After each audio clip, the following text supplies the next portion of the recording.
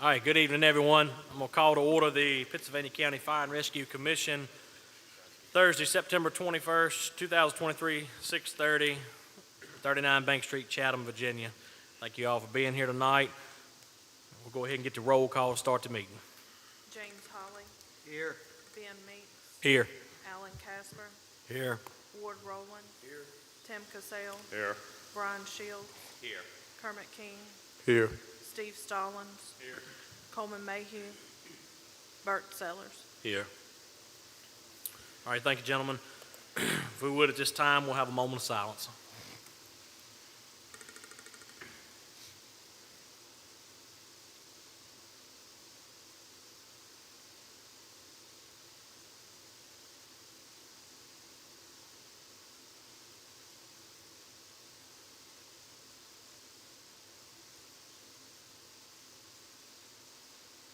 Thank y'all. If you would, please stand with me for the Pledge of Allegiance.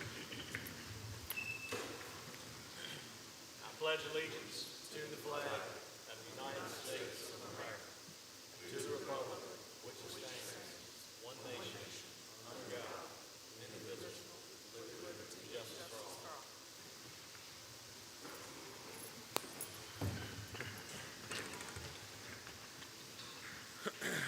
all. All right, thank y'all. That moves us down to number 5. It's going to be revisions of the agenda or any additions to the agenda.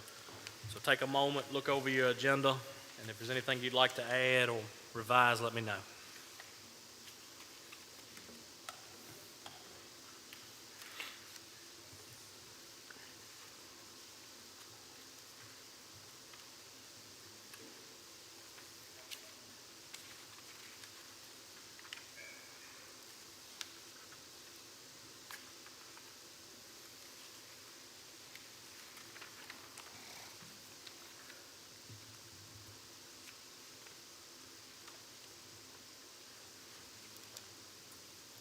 All right, just a couple comments.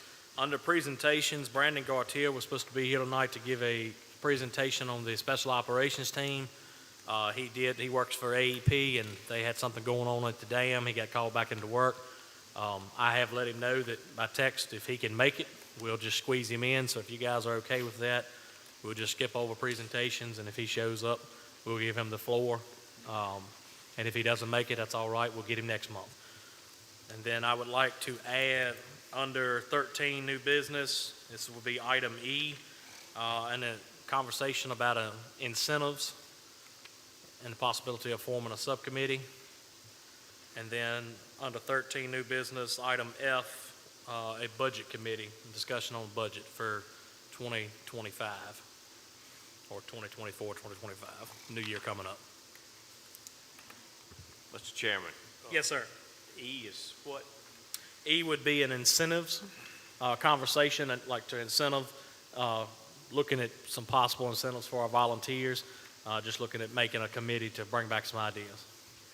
I have a little bit more on that once we get there.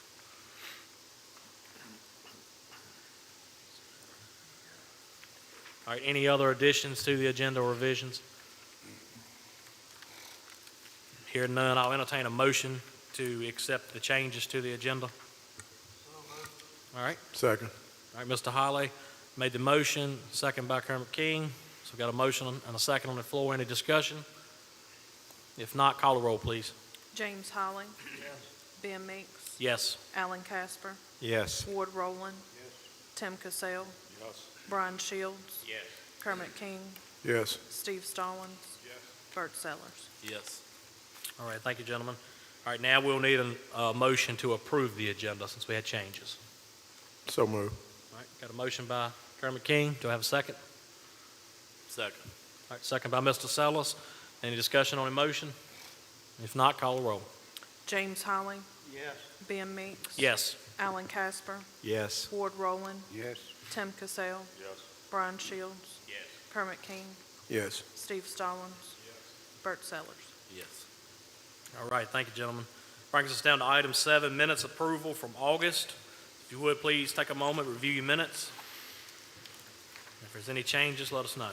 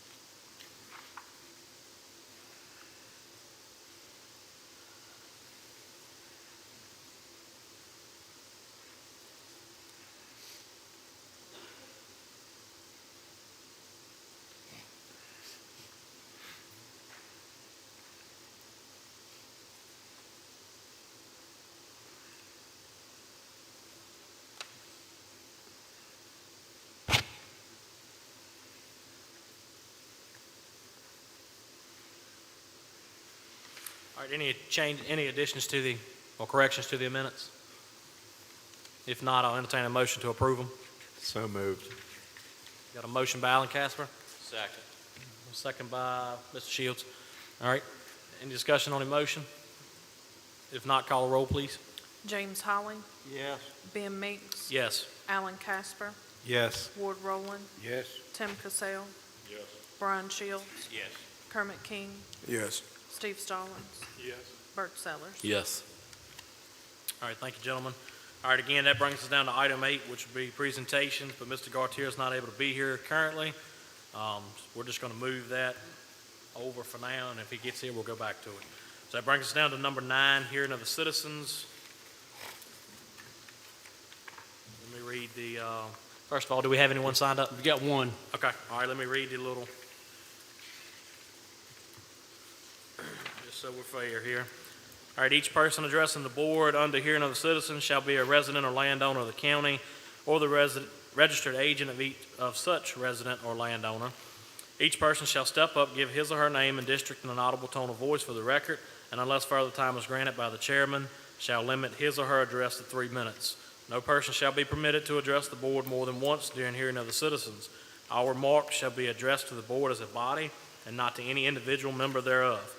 Hearing of the citizens shall last for a maximum of 45 minutes. Any individual that is signed up to speak during said during said section, who does not get the opportunity to do so because of the aforementioned time limit shall be given speaking priority at the next board meeting. Absent chairman's approval, no person shall be able to speak who is not signed up. All right? We'll have Sorry. one, have Murray Whittle. Okay, come on up, Mr. Whittle.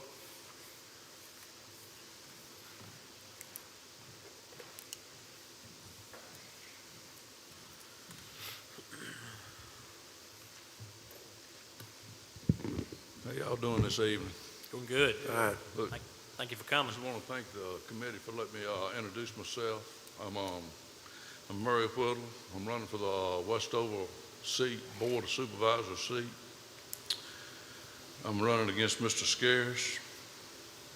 I'm a retired supervisor manager for over 45 years.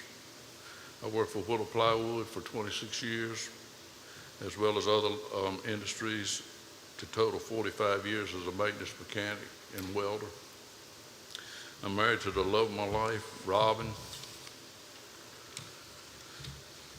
I understand a little over 12 months, there have been over 16,000 911 calls, 10,500 have been EMS, 5,500 have been fire calls.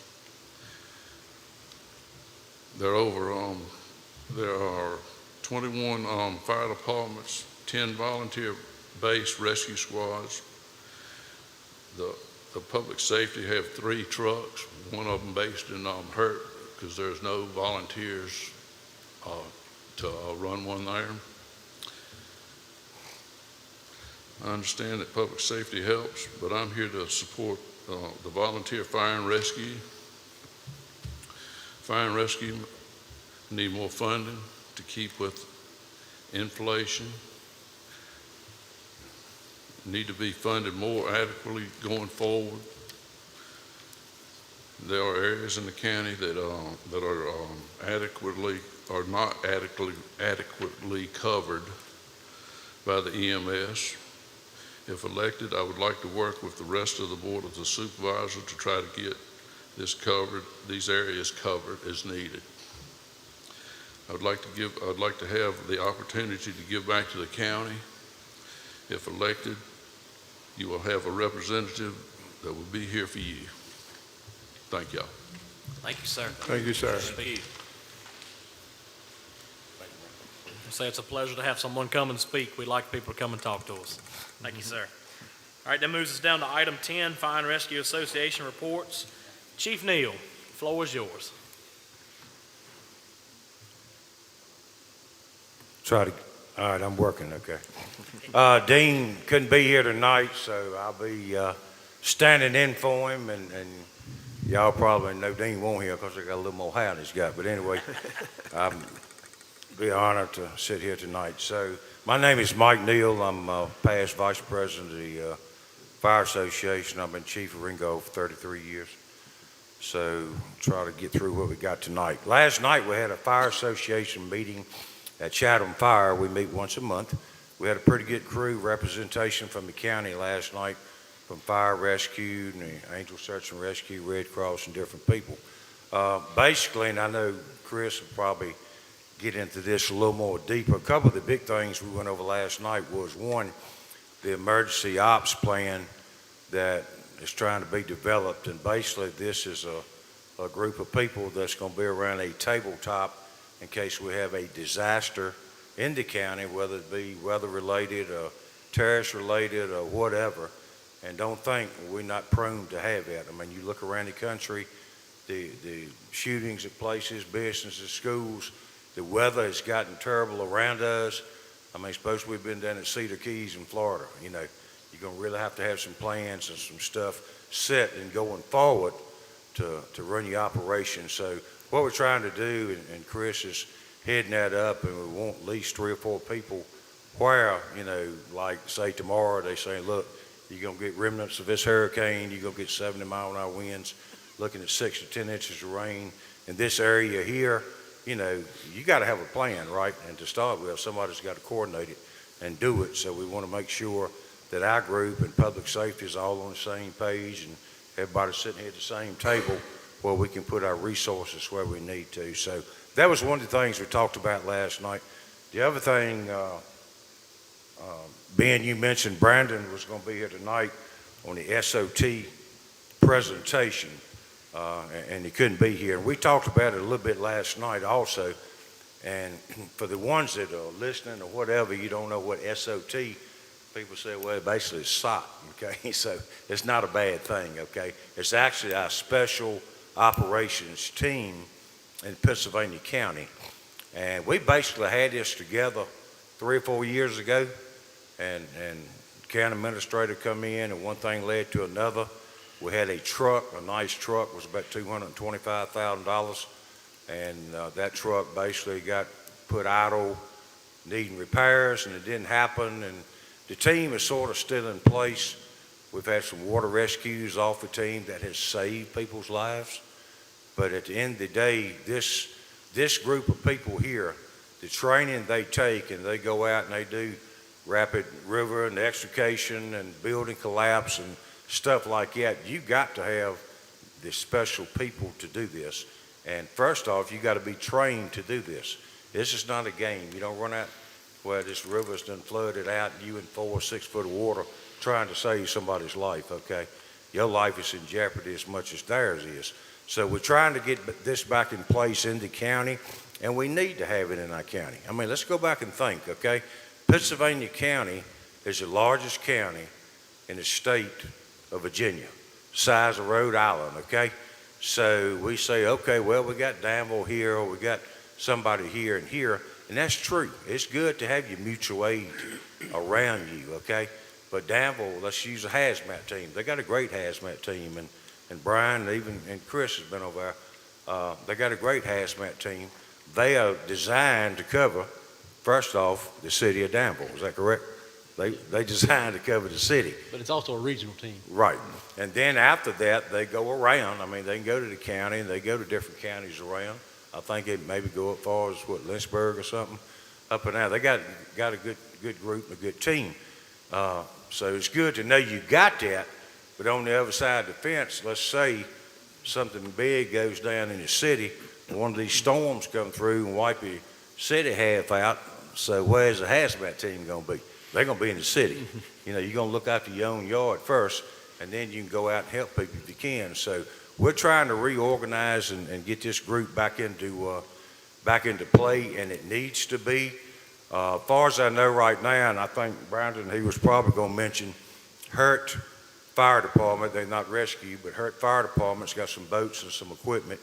We got some equipment at Blair's that's in the center of the county, but we got some equipment over there. Needs some work done on it to really put it in good use where it's safe for the guys and girls to get on it or in it. And then the third's at Cool Branch, if I'm not mistaken, Ben. So we got 3 locations right there. And of course, when we're talking that, you know, we up more at the lake and Smith Mountain Dam and that area, But, you know, this group can go into rivers, and I've had them out for pond rescue, somebody drowns, you know, in the pond or something like that, or you got structural collapse. So we need to get that big in place. As big as this county is, we need to get that program back in the road, okay? So that's the biggest two things we talked about last night, elected officers for next year, and this, and that, and the other. All right, getting off the meeting, it's just a couple of things I wanted to throw in. This one, it was talked about at the meeting some last night in some aspect, but basically, this is just some things I want to put out, and I'm sure there's a whole lot of people who don't realize this. Y'all do, or should, but at the end of the day, I ain't gonna say it bothered me some. You know, we knew last night, and actually Chris had called me on this about a week ago because it affected my department, it affected Blair's. So you get the Chatham paper or the Star Tribune today, and on the front page of the paper, it says, Kentucky loses volunteer fire department EMS license. So, and for right now, that's a fact, okay? So that brought two or three scenarios to me. It's almost like, boom, you look at this on the front page of the paper, and it's like you down in this fire department. You know, hey, they lost your license. Well, I was actually chief of that department along with Keelan and Ringo in 1991, okay? Some of y'all probably ain't born. But anyway, at the end of the day, we went first responder then, us and Ringo. We had stationed at Ringo, stationed in Kentucky. It was Ringo Fire Department. So they've been doing this for over 30 years, okay? So our department split in 2001 to get the funding from the county. That's the only way we could get it. So it went Ringo, Kentucky, Keelan, okay? So they've done a good job over there. They had the same problem that everybody else in this county's having, everybody in this state's having, everybody across the United States is having, lack of volunteers. You can't pay people to stay there, okay? And you go back and talk to anybody, probably Chris of Public Safety, you have a turnover of people, your city fire departments, your life-saving crew in Danville. I'm just using them because they're close by. And you could go on down the road to Greensboro, and you can go to Charlotte, North Carolina, and you can go to Myrtle Beach, South Carolina. I mean, everywhere you go, it's shortage of firemen. I don't care if it's paid or volunteer. And the volunteers are really getting hit these days. So it says in here, in Kentucky's defense, and I'm saying that, I just, there was some stuff put on Facebook about it, and this, and that, and the other. But at the end of the day, these men and women have done a good job for 30 plus years over there, okay? And whether it's a technicality or whatever, they're going to be in the process of trying to get the license back. Whether they do or not, I don't know. Second thing is, comes to my mind, is that anybody, and we didn't hear about it here, is that anybody maybe on a commission, a public safety group, a board of supervisors, I'm just throwing it out there, is there anything we could have done to help them before we got to that point? And I don't know the answer to that, okay? Because I didn't really know what all was involved. I know Lee told me, you know, we know he had a problem with volunteers, just didn't have enough. Not the people he had are not good, he didn't have enough. So, and then it goes on to say, as this issue is being addressed, Ringo and Blair's Fire and Rescue departments will respond to EMS calls and transport as needed, and public safety will serve as a backup until they can get something resolved, okay? So what they didn't know is Ringo Fire Department's been covering that area for the last 22 years. Been transporting that area for 22 years over there, okay? They ain't but 5.5 miles from my station. And Blair's has been transporting it probably longer than that on a 360 end, okay? And Law Grove used to do it, and they went out of business 7, 8 years ago as far as transport. So, you know, we will guarantee these people will have coverage like the paper says, but it's almost like, hey, we're going to sling these people over there to help out. You know, I mean, we've been doing it for 22 years. So, and a lot of people don't understand, the first responder agency is an agency that provides rescue. They're closer. They get dispatched along with the ambulance service. They're the closest people to that area. Let's just use Downriver High School. Say you have a student goes down, Kentucky is a half mile from Downriver High School. I'm 5.5, 6 miles from them. They would dispatch them, and they can get some people up there, an excessive person, do CPR if in cardiac arrest, or stop it bleeding. They can call back. We got all these radios. Hey, we need ALS. The person's in the gym. it helps out a whole lot what they do. That's what a first responder is, agency. They do not transport. The transport agency is transport. So that's sort of want to make that just a little bit clear. Now, while we're talking first responder agencies, and this also bothers me too, I just mentioned Kentucky. In the last 3 years, and you go back and figure who's where and this and that and the other, we've lost Riverbend as a first responder. They're in the Ferry Road area in South Danville. We've lost Climax, that's out on 57 as a first responder agency. We lost Cascade, but they did go to transport and doing a good job. We just recently lost Keelan. That's in the Dan River District. We lost Laurel Grove, who transported 7-8 years ago. And all these people give it up because they didn't have help. It don't mean they didn't have good people. They just didn't have the help. And Laurel Grove wanted to do first responder and couldn't get it done. And now, into the paper, you got Kentucky going down, okay? So in our district, Dan River District, our rescue squad of Ringo, we're covering 11,000 people now in this county. And I got 3 more departments in my county, and all 3 of them out of first responder business. So, that's something hopefully we can address, or going forward, we can put somebody in play in some of these areas right here, because that's pretty tough all the way around the county. And, I mentioned right there, we got 2 left in the county, if I'm right, Chris, Dry Fork and Mount Cross, am I right? Yep. We got 2 departments in the county left to do first responder, okay? And in the last 3 years, we've lost 3 rescue squads in the county and 3 or 4 first responder agencies. So that's about 7 EMS agencies, county administrators, 7 agencies in 3 years that we dropped off. So we need attention looking at that, and we're trying to do it. Chris and his group is, and we need to be really involved with it here. And hopefully our supervisors, and I ain't talking about a dollar, but will support us to some degree where, hey, I can go to the dump down there in Ringo, and I remember when Chris Slinton was here, we put all these signs up. It's a sign down there for fire truck on it, for lights on it. We need your help. It's all like when you used to go join the Army and Marines. We need your help. You'll see them at every dump. I hadn't got one person that said, hey, I seen the sign to dump. I want to sign up, okay? But I'm just saying we got to figure a better way to get out and recruit some people. But you can't beat people all to pieces that's doing a volunteer job. You got to support them. You got to pat them on the back sometime. And the little word that says thank you, goes a long way. So, I just wanted to bring it up. A lot of people are not aware of that. And the only other thing that really bothers me, and I know Chris and them are working on it, and it's going to have to be something done. People in this county do not realize, I guarantee you 80% of them do not realize, if you draw the map of Pittsylvania County, we got a public safety truck at Hurt, and they basically primary at Hurt because we lost Alta Vista. We do not have a rescue squad, Pittsylvania County-based volunteer rescue squad in that neighborhood, Hurt, in that area. Is that correct? Yes, sir. So we got a county truck, and you need it, okay, the public safety truck, and built a station off of COVID money, and that was all well and dandy, okay? So they're set up out, but they don't run a whole lot of mutual aid because they got a primary area. We got a truck sitting right across the road, Medic 2, at Chatham.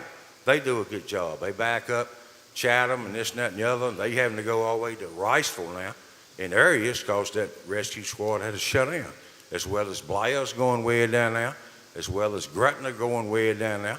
And then we come on down the line, so we look at Hurt, so we cover it. Let's go to Renan, the community of Renan, okay? These people's life down there is just important as mine or yours, or your property is as important, their property is as important as mine or theirs. I don't care where they live at. They live in the county or whatever. They are just as good as we are, and we have no county-based rescue volunteer or anything else in Renan. I think we depended on Halifax for some of it. I think Gretna's going down there. And how far y'all have to go sometime, Al, from Gretna? Well, I'll use, since I do live in the Bannister district and I do live and serve in Renan, I can tell you exactly. The Renan, for Gretna to respond to my residence is 20 miles. For Medic 1 to respond to my residence is about 16 miles. And if you're getting North Halifax Fire and Rescue to come from outside of the county, they are still 9 miles away. And they're another county agency. Right, where we have very little, radio communication Right. with them. So, I'm just making a point. So we got Hurt covered. I just talked to you about Renan. How about Riceville, Java? 640 Rescue done a great job down there for years, okay? It's not abundance of calls down there, but it's calls. And you got to cover the people. And 640 went out of business, okay? Now, we do have a response call from public safety down there. And let's keep in mind, it's like first responder. They don't transport. And they down there from 7A to 7P, okay? And they help out. I hear them all the time, okay? But at the end of the day, we don't have an ambulance down there. So you got 3 departments trying to run 14, 16, 18, 20 miles, from Blythe and Chatham to, going down and Gretna, covering that area there. So let's go on. Let's leave Riceville, Java now. Let's come on down the road a little more. You got Keelan Fire Station. They didn't give up first responder. We helped cover Keelan. Dean and Blythe is covering Keelan. 12 to 16 miles. 360 is a long ways going into Halifax County. They're trying to cover that, okay? And then let's leave Keelan. Let's go to Law Grove. Law Grove shut down 7, 8 years ago. We're covering Law Grove. I'm 12, 13 miles from Law Grove Station and 2 or 3 more miles to Brooklyn Road, 14, 15 miles, 16 miles back to Danville ER. So we're looking at a 30-some mile trip just to get there and get back, okay? And then, of course, we just lost Kentucky. So I'm throwing these out there. Technically, eastern part of our county is slack on EMS transports. Just face it, and it's nobody's fault. It's lack of volunteers. We got the public safety crew going into business 2-3 years ago. They've done a good job. We're covering Hurt. We're backing up Medic 2. And then Medic 3 truck, I missed a call to Ringo, but Blair's can't answer it. My truck's coming from Mount Herman. That truck's coming basically from Mount Herman, so that's still a pretty good chunk. So hopefully down the road, and I don't know if we can get the volunteers, we need to look, our supervisors, our new supervisors that come in or whatever, we need to look at the program and sit down with our public safety group. And hey, we lost a truck at 640 in Riceville, we lost a truck at Law Grove in that area. Do we need to look at putting the truck back in them areas, public safety, and bring them up some and help cover some of these neighborhoods? We got full-blown communities all within the wall. Don't even have an ambulance down there. And it makes you tough running. So I just wanted to throw that up. Like Mr. Whittle said, it's been over 16,000 calls a year, 10.5 EMS and 5,500 fire. That's a whole lot. And just let me give you one quick figure. And I'm not saying the county don't fund us, okay? The county does fund us. And we appreciate the county funding us, okay? And I can remember back, I'm an old timer, my daddy was on the Board of Supervisors, Calvin Neal, and I was proud of that. My daddy was on the Board of Supervisors with your daddy, Brian, for 16 years, 71 to 86, okay? 16 years. That was the first bunch that ever come out back in them years and said, hey, we want to give each one of our volunteer fire departments $10,000 check because they're struggling. That's when you sold Steve 50 cents a quart, okay? So $10,000 was like $1 million then, and they done it, and the supervisors have been supporting us since then. The problem is the price of stuff has gone up so much, it's almost like you see the UAW workers, hey, we got to keep up with inflation. So boom, we sort of got to do that too, and everybody does, sheriff's department, schools, and everybody else, but that's something we got to look at. And just one quick figure, we're getting about 1.4 million to run 21 stations, 10 rescue squads.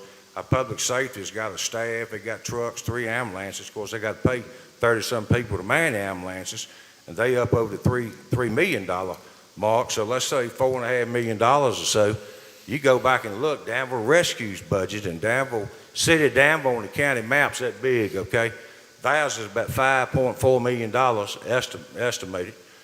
To run what they running, that's more than we got for fire and rescue for the whole county. And Danville Fire Department budget probably is running $15 million to run 7 stations. Suppose this county had to fund 21 stations. Ain't gonna happen. You're gonna find $50, $60 million somewhere and put it in there and man these things. Plus, we don't have no fire hydrants up the main line. Ain't gonna happen. So that's just some facts and figures I wanted to throw out. I'm not criticizing nobody. And again, God bless the volunteers and all the work they do, and thank you for what y'all do. County administrator does, our board of supervisors does, and I just want to say one thank you, Chris Key, Public Safety, Casey, and Scott Hudson. We've had a time at Ringo in the last couple of weeks. We had the Rock Fest, which was at VR, and the county's dealt with that. There was a crowd down there, and the fairgrounds handled the parking, okay? So we had 3,500 to 4,000 cars a day, Thursday, Friday, Saturday, and I think it counts as Sunday down there. And it was like, actually, Chitwood was with me on the ambulance. I mean, we go down to get somebody. We got one on the ground. We got 1,200 people standing in line. It's 95 degrees, 102 heat index. Next thing I know, we got 10, 12 people on the ground. Everybody about to beat the side out of an ambulance. I'm dying. I got to get in the truck. And we ended up with 2 or 3 Ringo ambulances, the county truck, and it was a happening down there. So the next day, them 3 actually came down and manned one of the Ringo trucks for me at the fairground.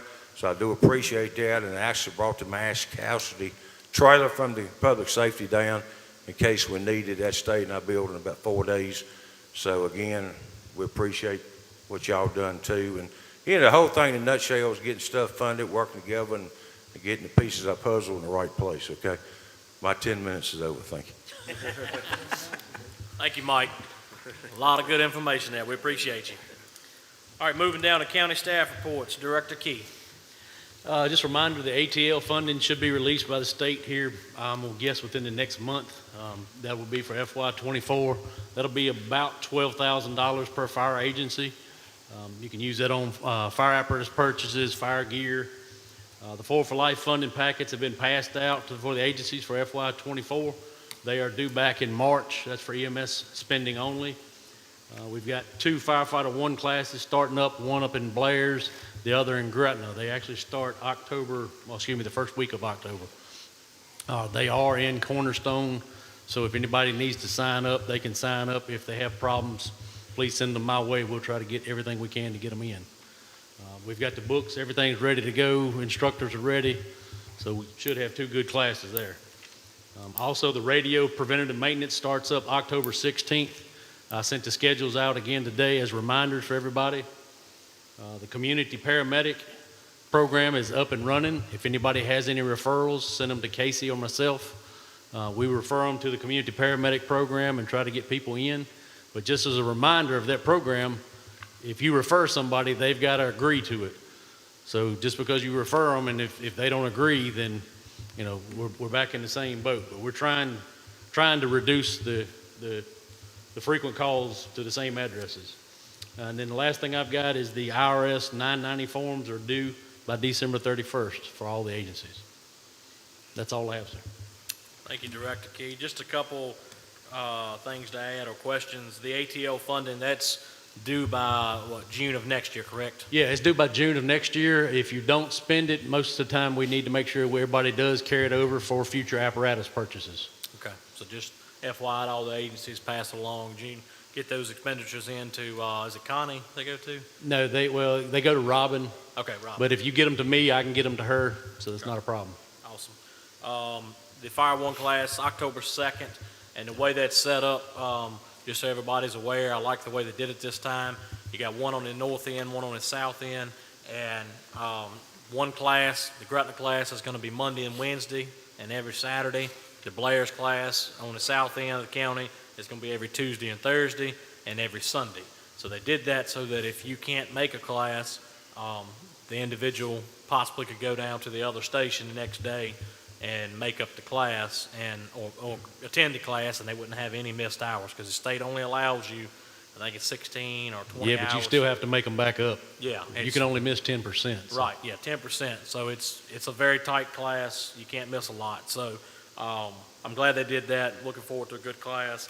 The only other thing, the risk reductions, I know, is there going to be any more of those this year? Or No, will it be next year? it'll be next year.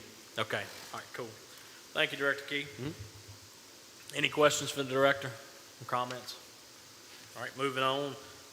Number 12, unfinished business. Do we have any unfinished business? The only item I'm going to bring up on unfinished business, and I know he's been really busy, so I don't know if he had time, but the Fire and Rescue Memorial Committee. Vic, would you like to speak on that? I don't know if you got an update or not. Yes, sir. Thank you, Mr. Chairman. You know, I got sidetracked a little bit, but I'm back on track. Having said that, still putting together some information Okay. and got committee folks to serve on that committee. And so having said that, we're moving forward. Hopefully next month or next meeting, I'll be able to share a little bit more. Okay, awesome. Yes, sir. Thank you, sir. Thank you, sir. All right, any other unfinished business? If not, we're gonna move down to 13A, new business, and we're gonna give the floor back to Mr. Ingram, Board of Supervisors Communications. Thank you, sir. Let me ask Mr. Terrell, were we going to talk about stuff enclosed, or did you have a presentation? I can't hear you. I'm not passing a buck, but there's a reason for my question. I have no presentation, but I'm here because the agenda is very interesting to me.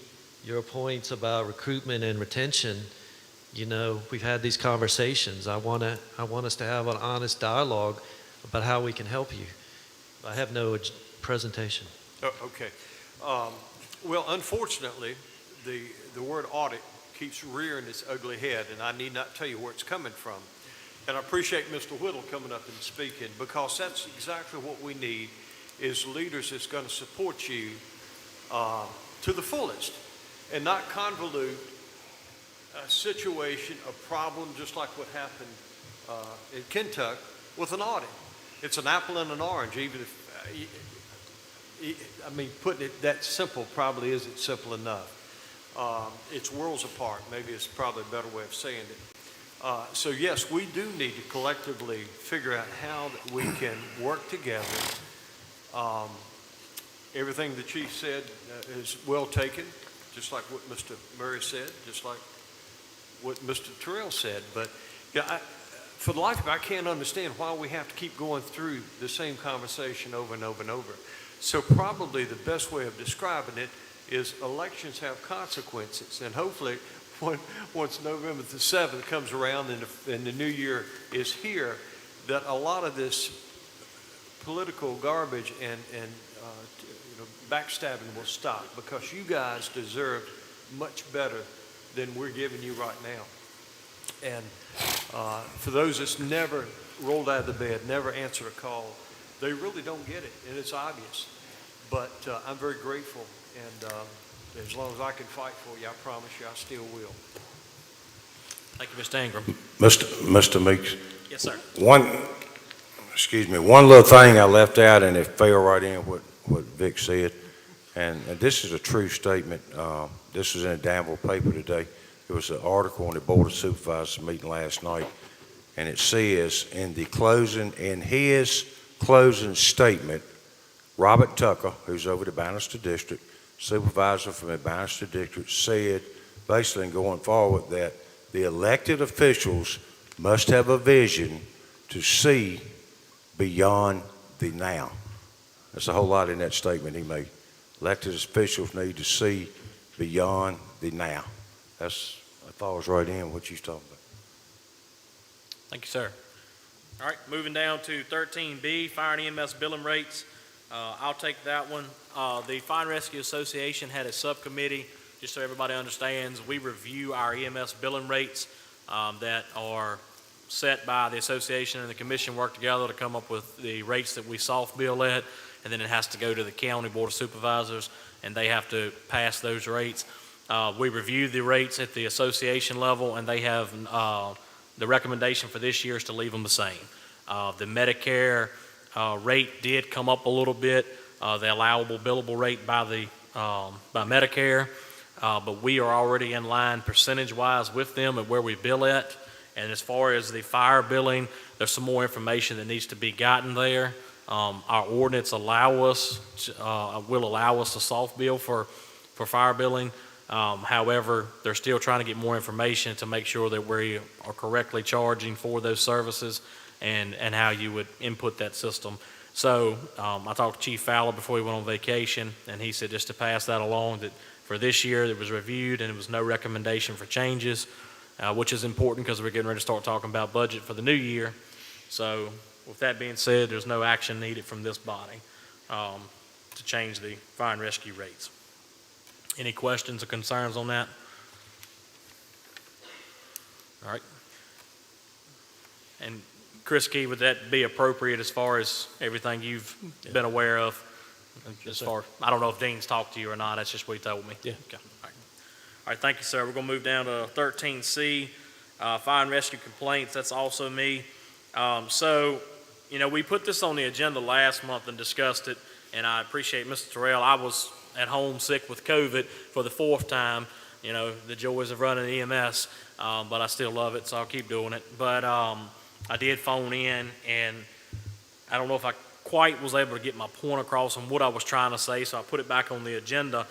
I understand the county needs to know when there's an issue, a legitimate issue with our fire and rescue agencies, and I'll include, that's public safety included, right? So we a lot of times seems like we pick on the volunteers, but the whole public safety department, whether they're paid through the county or the volunteers in the county. But I know the service agreement that's been signed now by the agencies and money's been sent out for those groups, states that you have 48 hours to notify the county. Is that correct, Chris? 48 hours. What I would like to see, a motion put through here, I don't know what the language says exactly. I was looking for my copy while Mike was talking, so I wouldn't be behind, but I couldn't find my copy of the service agreement, so maybe you can help me. But what I would like to see is so that we have fair representation from everybody that has a stake in this. When there's a complaint filed on a department, is a committee formed that's going to, for that year, is going to take care of those issues when they come up. So, from what I mean, example is Gretna Fire and Rescue gets a complaint, you know, on them for the EMS or fire, whatever it be. All right, thank you, sir. They'll notify Chris Key, that's the way it's wrote up right now in the service agreement, that there's been a complaint on that department, okay, within 48 hours. And then he's going to notify his boss, which is Mr. Terrell, and then Mr. Terrell will take it to the Board of Supervisors as, you know, to let them know what's going on within, I think, 30 days or whatever it says. But what I would like to see in writing, so that it's no, you know, because I hope no complaints happen any further going forward, right? Any more than zero's too many. But I will add, just for clarification on that, it's also been circulated that our complaints continue to increase, and it's been circulated by one of the board members that we've had 8 this year, and I just want to correct that comment, and I got this information from Director Key twice now in writing. In the last 18,000 calls, we've had 10 complaints. So I don't know about y'all, but I was a machinist before I moved into a safety position where I work now for several years, and as a machinist, my supervisor, when I'd make a mistake, beat myself up pretty hard.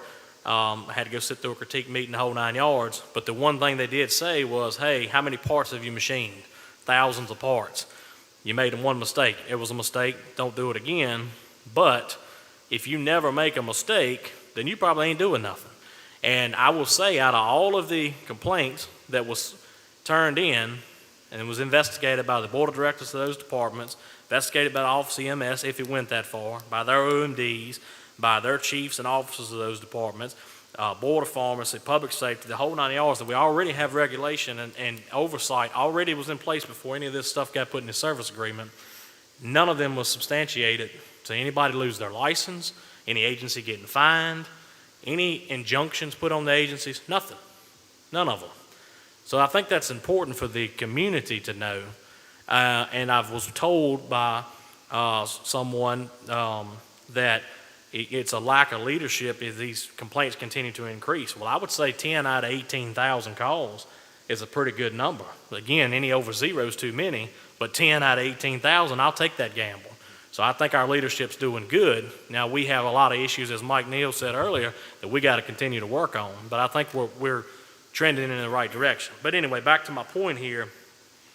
I think this committee needs to consist of the chief of that department. Again, I'll go back to Gretna. If it's a complaint made on my department, the chief needs to be notified, obviously, because sometimes the stuff gets turned into Chris Key or the county or the state, and the department don't even know that's been a complaint made. They need to know first and foremost, right after Chris lets Terrell know, we need to know. Number 2 on that committee needs to be the public safety director. Number 3 on that committee needs to be the county administrator. Number 4 needs to be the chairman of the commission or his designee. Obviously, if it was my department, then a conflict of interest, it would need to be, vice chair or someone else on the commission. Number 5 needs to be our Fire and Rescue Association president or his designee, right? They're the guys, they're the chiefs and captains, they're actually running these departments and running the calls. They need to have a seat at the table. And the last one, if it's an EMS agency, their OMD needs to be there. Because the OMD is what controls, at the end of the day, they're the ones that say they operate under my license. And so I give the final say-so that they can or cannot provide under me. I give the final say-so that they can be an EMS agency. And so, in my opinion, if it's a fire agency, then obviously you wouldn't need that 6th person. You wouldn't need an OMD because a fire agency doesn't have to have an OMD. So that's my conversation piece for the night that I would like in writing and a motion sent through at this body. I know it's too late to put in the service agreement, but at least it would be put on the books, and our Board of Supervisors member here could take it to the board and say, look, because that's the other thing that's really grinding my gears. It's been put on Facebook that the commission hasn't done anything to combat these complaints. But I would like to know, one, it's only so much we can control, right? We don't get in the backs of these trucks every day and ride with these providers. But there was a career fireman at our association meeting last night that is a very seasoned career fireman over at Lynchburg. And he said the city of Lynchburg, they get complaints as well. Because he said at 3 o'clock in the morning when you see something, the worst thing you've ever seen in your life and you're trying to provide care, mistakes happen.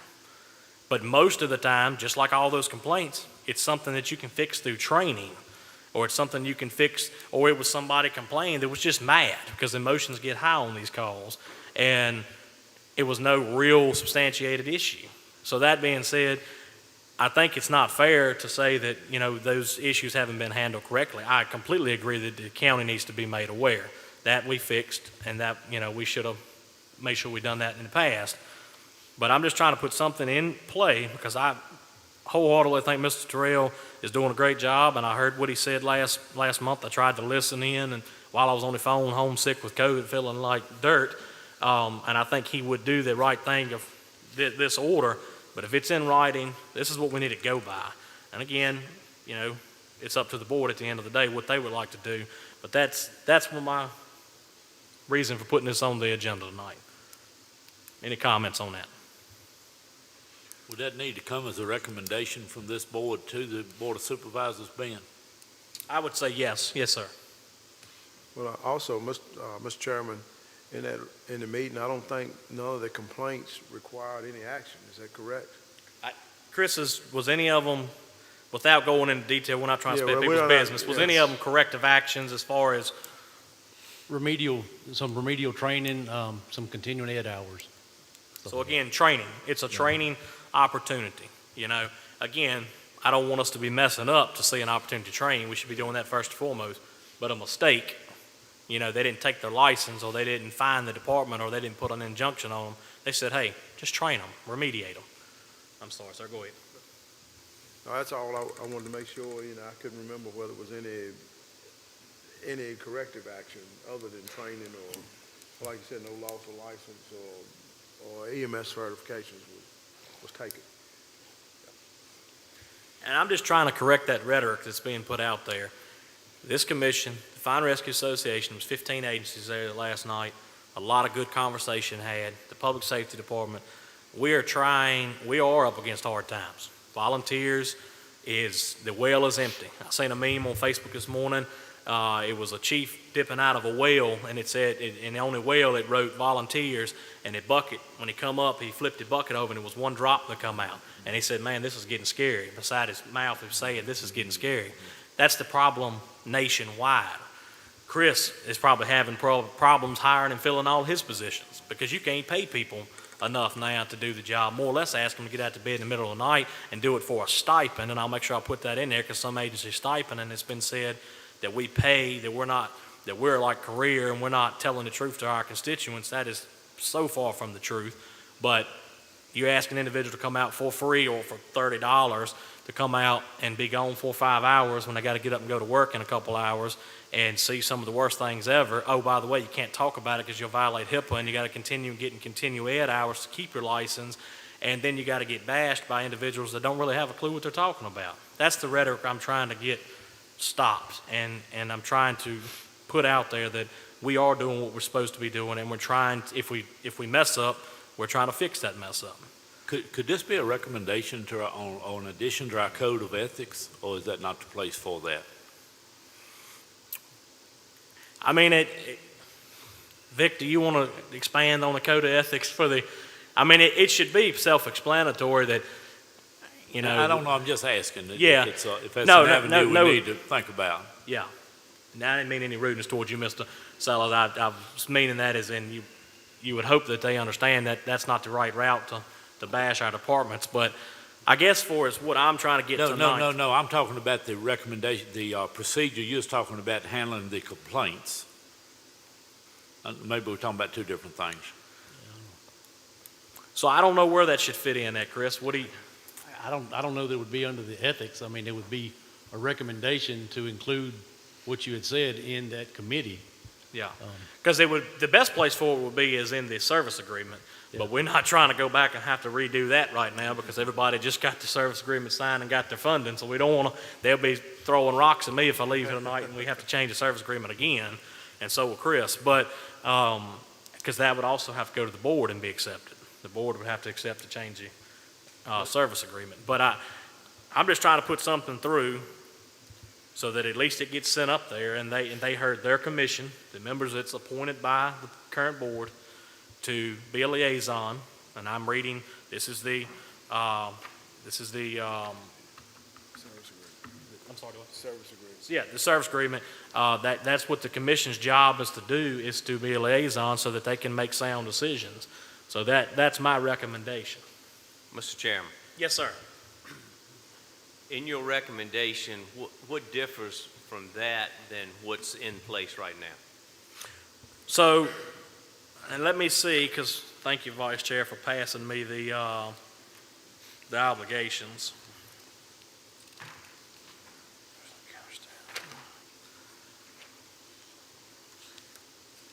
You know what page it's on, Chris?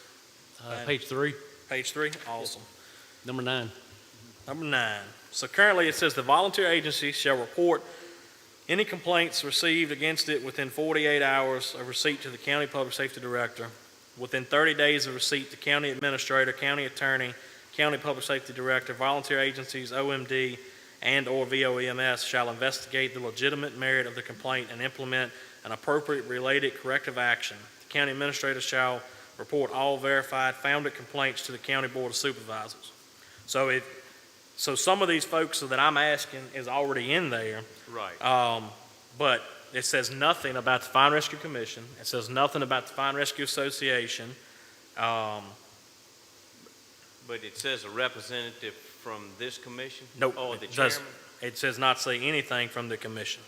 So it says, within 30 days of receipt, the county administrator, Mr. Terrell, the county attorney, I forgot his name now, but Mr. Hunt, Mr. Hunt, Chris Key, the director, Okay. the agency's OMD, so if it was, an agency that, we'll just use Kayla Long, or mine is Dr. Bolick, and then OEMS.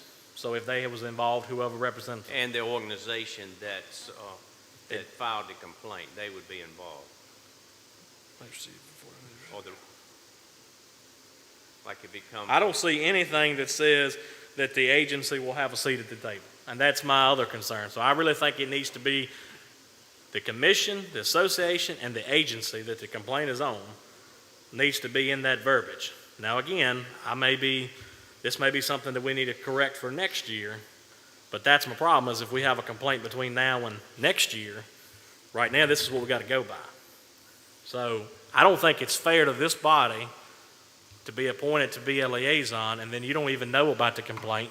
You don't even get privy to be at that meeting to help come up with a solution. That's your job, is to keep fire and rescue running correctly in the county, or the association that's made up of the chiefs and presidents of these agencies that makes recommendations for all the SOPs that are put through that governs the county, or the agency themselves. Now, as Mr. Terrell said last month, I think it would be self-explanatory. That agency chief or whoever would be called to get a statement or whatever, but it doesn't say they'll have a seat at the table. And they should be able to be at that meeting to say, this is our side of what happened and here's our documentation of what happened. So, According to the service agreement, if I'm correct here, that any agency in the county could be investigated, and the chief or the commission wouldn't have any idea. It's not in the service agreement. Basically, what, This is what was passed, and it's not in the service agreement, so you're correct. So I don't want to hear the rhetoric of the commission's not doing their job when we don't even know that there was a complaint made. That's my point. And again, nothing against, Mr. Terrell was great being here last month, and Chris and everybody else has tried to answer my questions. I couldn't convey my point sick at home in the bed trying to do this meeting, but that's why it's here tonight.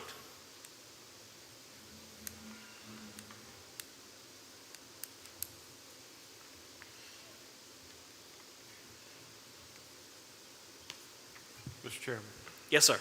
give you one more thing to think about.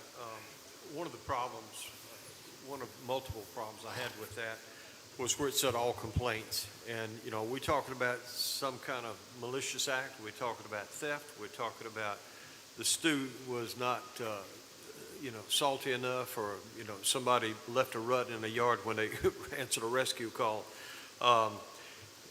With my investigative background, it really needed to be more specific on what kind of complaints would be investigated and who would be in charge of that.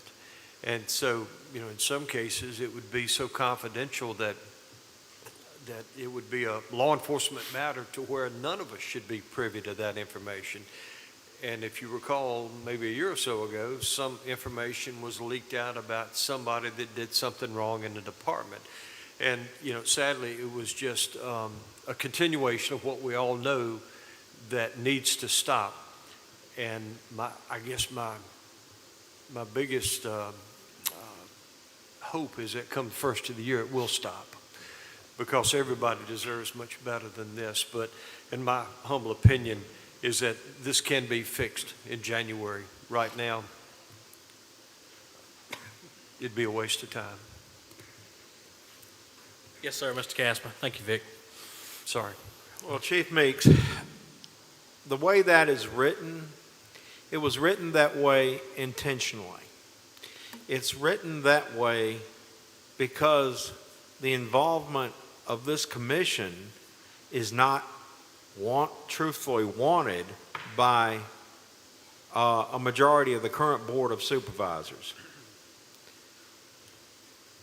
Be a correct statement. We have 3 board members, Mr. Ingram, Mr. Tucker, Mr. Dalton, that have expressed genuine interest in this commission's involvement, and the rest do not want our involvement.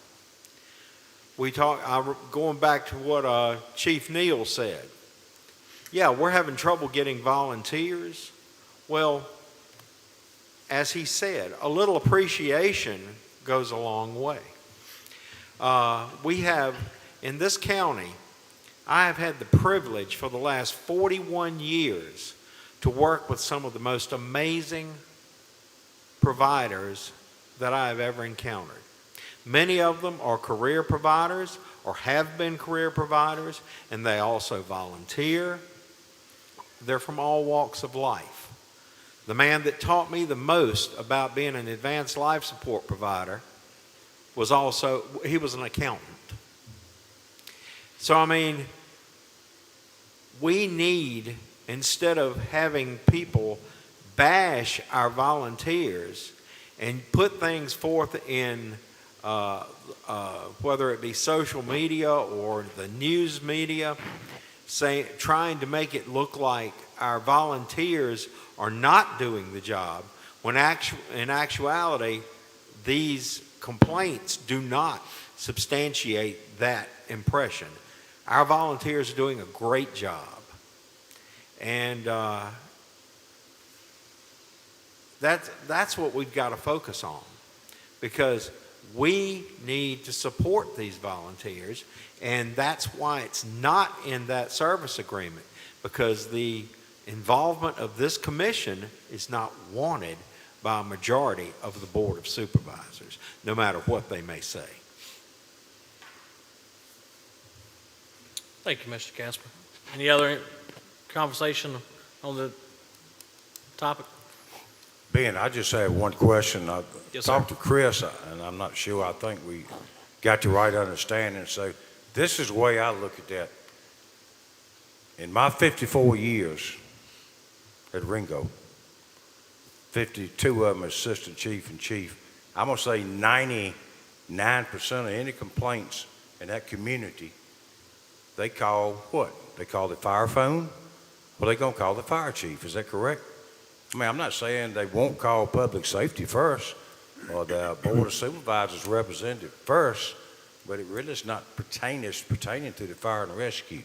So, and each department is different. I mean, probably 80% of the people live in that 11,000 I cover know me. Most of them know where I live. I'm not saying no better than nobody else. I'm not. But I'm saying if you got a problem, you go to the head of the ladder to try to get something going to correct the problem, right? So if Joe Blow calls me or is on my fire phone, Chief, I need you to call me about a complaint, or they call my house. My house is like a second 911 center. They call my house. Hey, I got a problem. Last night y'all came down to Joe Blow's house and this happened. Well, that's what I got a board of directors for. That's what I got an EMS captain for. That's what I got assistant chief for. That's what I got a peer review committee for. But we handle it. But if it's something bigger than that needs to be handled, and I've called him once or twice, true, and let you know, hey, I had a complaint on this or that. Nothing to no big magnitude. One of them was driving, but I still let him know. But in my opinion, I don't think Chris has ever called me. Maybe one time, maybe not.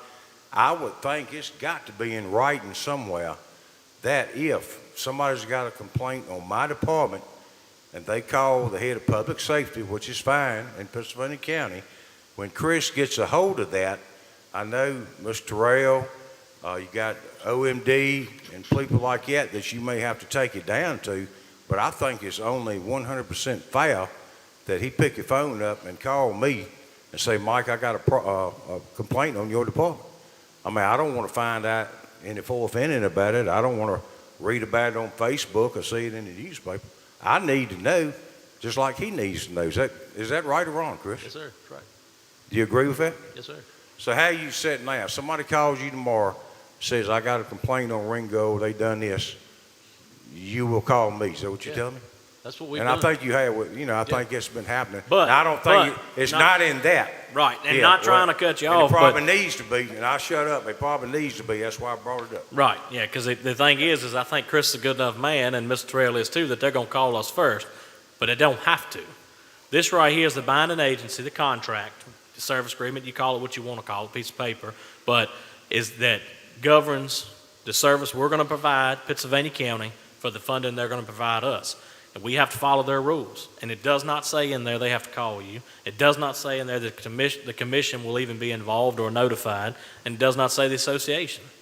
So that's the three items I would like to see added. They've got in here, and this is good, it was a little bit more than I thought, but they got you OMD if it's an EMS agency. OEMS obviously is going to have a seat at the table because they have a big say-so. Your county administrator needs to be there. Your county attorney, that's fine. The public safety director. All that's great. Leave that, but it needs to be in black and white that the department itself, chief or designee, will be notified so they can attend this sit-down powwow, and a member of this commission. And that's not just because I want to be there to hear about it. I would much rather have other things to go do and sit and listen to complaints, but I'm here for the citizens if it's something that needs to be handled, and then the association as well, because that's the way the system we originally set it up is to run. The association sets the SOPs. They meet each month, talk about, day-to-day calls and what's going on throughout the county and how to make things better so we can operate. And then they send everything up to us, and it's our job to vet it and send it up to the Board of Supervisors. And then it's ultimately their job, if it's something that needs to be passed, to send through to an motion.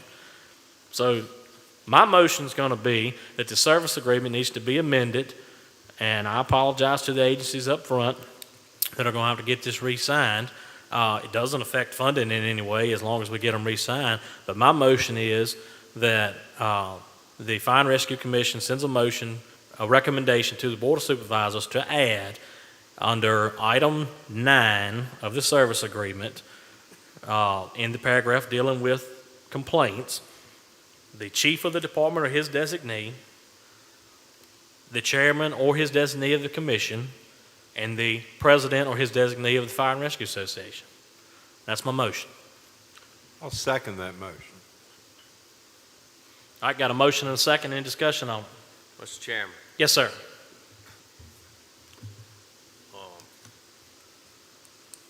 I just got some concern. I think 100% that the chief or designee of every department should know about any complaint that happens within their organization. No questions asked. I question this, and I think even the Fire and Rescue Association should discuss this prior to us voting, but I think before it leaves that department and goes to every department in Pittsylvania County about any complaint of any person, because once you do that, the more people involved in one person's complaint, the more it's subject to get out there and to cause concern. That's my concern right now. In any situation, I think the chief needs to know, but I'm not sure it needs to leave that outside. That's my And concern. when you speak on that, and I'm just asking for clarification, because according to the service agreement that's in place and has been signed, right now it goes to the county administrator, county attorney, public safety director, OMD, and OEMS, those 5.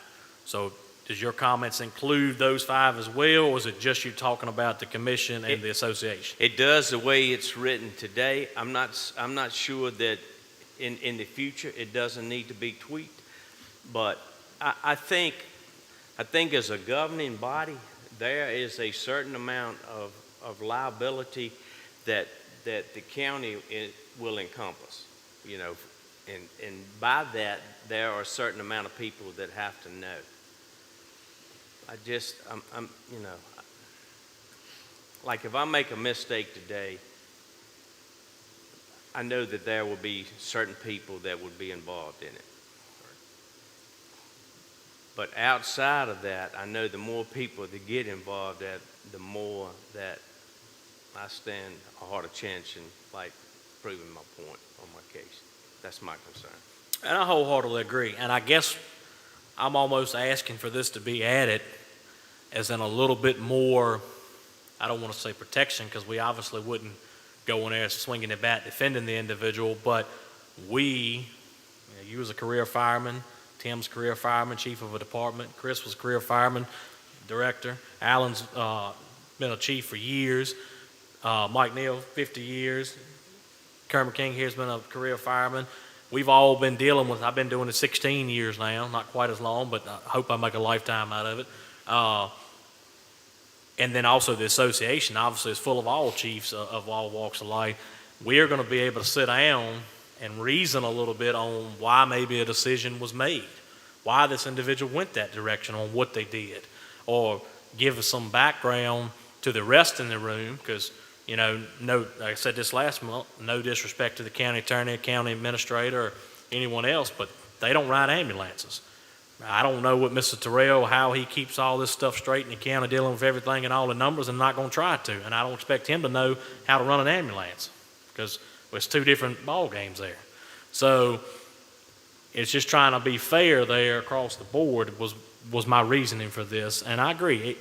The last thing I want is to have a parade of people when there's an issue, because again, going back to the complaints we've had, they all were found to be unsubstantiated, just a little bit of training. So I don't think you need to open it up to everybody, but when comments are made that the commission's not doing their job, and those comments have been made by a current board supervisor, but you tell me how we're supposed to do our job if we don't even know about it. When we found out about the complaints, after the board of supervisors met, I guess with Chris and Mr. Terrell and whoever else was in that meeting, and changed the service agreement based off the issues of the complaints. And then we turned around and had a closed session and discussed them. We found out after the fact. So that cart was put well before the horse. So that's my concern. Either it's in black and white and we get the opportunity to do what we was put up here to do and oversee this type of stuff, or we don't, we're not allowed to, and that's fine, but don't make the comments that we're not doing our job. So my motion still stands. Is there any other? Yes, sir. Mr. Chairman, would we necessarily have to amend this tonight to get everybody to re-sign it again, or couldn't we, and this may be just totally wrong, but couldn't we just say, hey, as of this date, these people will be added to the complaint list to the committee, and then in the next year, service agreement added to it?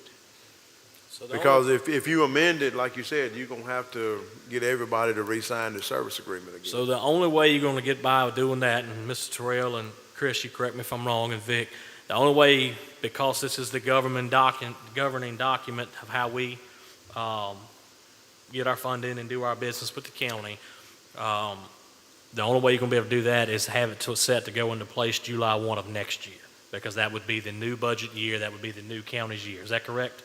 That's when we put the new service agreements into place, supposed to be. We're a little bit behind this year because changes happened that we didn't know about, but it's supposed to be July 1 is any new, because that's the new budget comes out. We get our funding in August, and you got to have this signed and submitted to him, notarized, before you can get your funding. So I think that's the only way, and trying to see this from both sides, if I was the board members, I would say that'd be the only way if you want to do it that route. Either you got to get a new one updated, or you got to wait and put it in next year.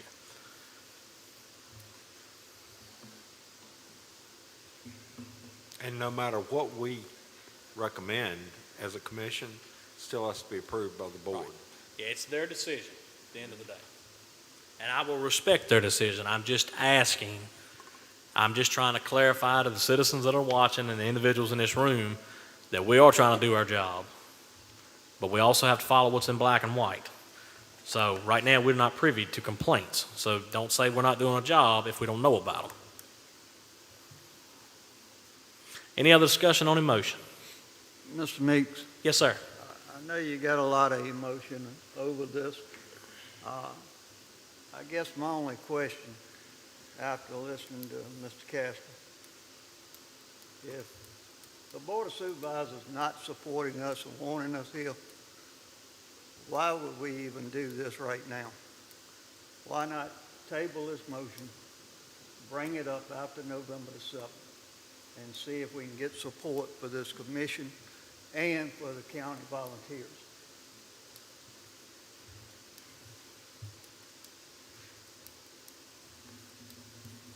I think if this motion was put before the Board of Supervisors today, it would smoke out our people that's for us and against us.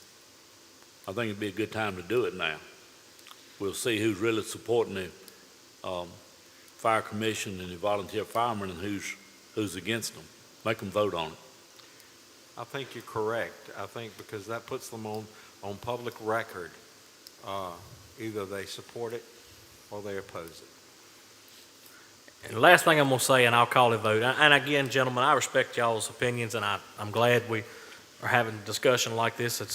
That's why we have this commission, and that's why we live in the country we do, so we do this, and then it'll be up to Vic and the rest of his colleagues to decide what they want to do. But I would go to say what I'm saying tonight, every volunteer chief in this county, and I say every, I haven't talked to them all, but the majority supports what I'm saying. Mike Neal, would that be a correct statement? Yeah, I would like to know if I had a complaint against my department. Damon Maroc is chief of Callens. Is that a correct statement, sir? He's giving a thumbs up. So Mr. again, Chairman, call for a vote. call for the vote. All right, please call a roll, please. James Holly, Yes. Ben Meeks. Yes. Alan Casper, Yes. Ward Rowland, Yes. Tim Cassell. Yes. Brian Shields, No. Kermit King, Yes. Steve Stallings. Bert Sellers. Yes. Thank you. Motion carries. Thank you, gentlemen. Moving down to item D, recruitment and retention. Chris Key, floor is yours. Yeah, I wanted to bring it up that we're trying to come up with additional ways for recruitment and retention. We've got it on Facebook. We've got it on the website. We've got volunteer interest forms. We've got signs and banners out. What other ways can we help get volunteers in? And I want to open this up to everybody for suggestions. So that actually, my item E would tie well into this, and we can kill two birds with one stone. Okay. So I had a conversation about, incentives was going to be the next topic, but I guess I really should have paid attention to my agenda better, because we could fit that under recruitment and retention. But, one thing, and Chief Neal alluded to it well earlier, in the last couple of years, we lost 7 agencies, and I say lost, and only a couple actually closed, but stopped doing first responding or some sort of service transport. So we got to try to find something to combat the loss there and get people in, and that's one thing. Other counties and localities, I know the state of North Carolina does it. State of North Carolina, they give a pension. They pay in a pension, and I don't know the numbers on it. Please don't quote me. I can get them for you by next meeting, but for their volunteer departments, you serve so long and you get funded in a pension plan to be able to draw after so many years. Other localities do tax breaks. They do some sort of tax break at a percentage off of their property taxes or whatever, what have you. I really think, and let's all be honest in this room, we all get up and go to work every day, or have went to work if you're retired, you worked your whole life, dollars talk. So one of the biggest things I think would help with recruitment and retention is offer some sort of tax incentive, tax break of some sort. I think you put that out there, hopefully you'll get some people interested. And I get it. You say, well, do you really want to be coercing them with money? But I'm talking about for the 600 volunteers that's already there, to try to keep them, because we're talking about retention as well. But then also recruitment, you may get somebody that's on the fence about it and that's got a lot going on in their life, don't know if they can quite swing it, but then you throw that at them as well. Hey, well, maybe I'll go give it a shot. And it might turn out to be the best next chief of that department. So that would be something I would like for us to look into. Mr. Chairman, I think we've all kind of, when the whole thing started, I'm going to be like Chief Neal here for a minute. But, very few of us in here, I know Mr. Rowland, he remembers that we used to meet up in the courthouse before we ever got all these luxuries here. But anyway, during that time span, that everybody kind of worked in the area and worked in the county. And we were fortunate enough to grow up here in Pittsylvania County, and we were young enough to do this. I think our communities as a whole is aged now. And with no new people moving in, we've aged ourselves right out of business. I mean, you look around this room and you said, you had 16 years, I got 30 plus, and I done entered my 60s, so guess what? I've aged myself out of just about fighting fire, but I still love it, but I done about aged myself out of it. And in saying that, I don't know where we're going to go to get people, because the people that are here are like me. We grew up here, we got old here. So where are we going to get some new life to attend this, to take over the torch, so to speak? Like I said, you're a plus, and the younger people that we have, I want to keep them. But where are we going to get any more like them? And I know the incentives may help, but there was a time when all of us in here, we never even thought about even drawing a dime from getting anything for volunteers. We've never, I've never taken, I'm sure Chief Neal hadn't, but in today's economy and society, a person trying to work and have a family, it costs him money to be a volunteer. It costs him a lot to be a volunteer, just gas, and if he takes time from work. When I was working, I could leave work and go run a fire call, EMS call, and they would still pay me.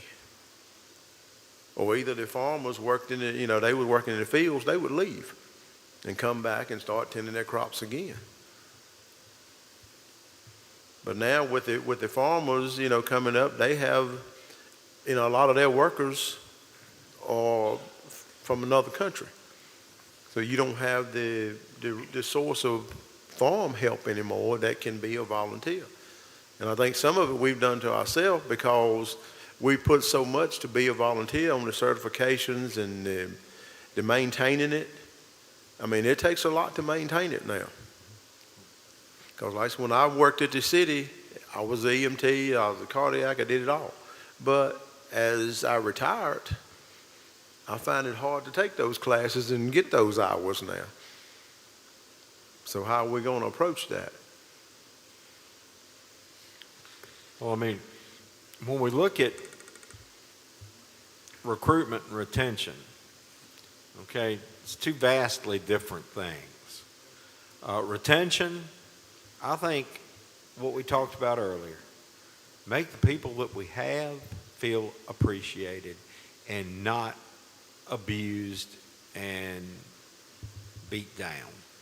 Show them that you appreciate them, and genuine appreciation, not just lip service. As far as recruitment, well, across the county, I know we've tried, and I don't know exactly where this stands anymore.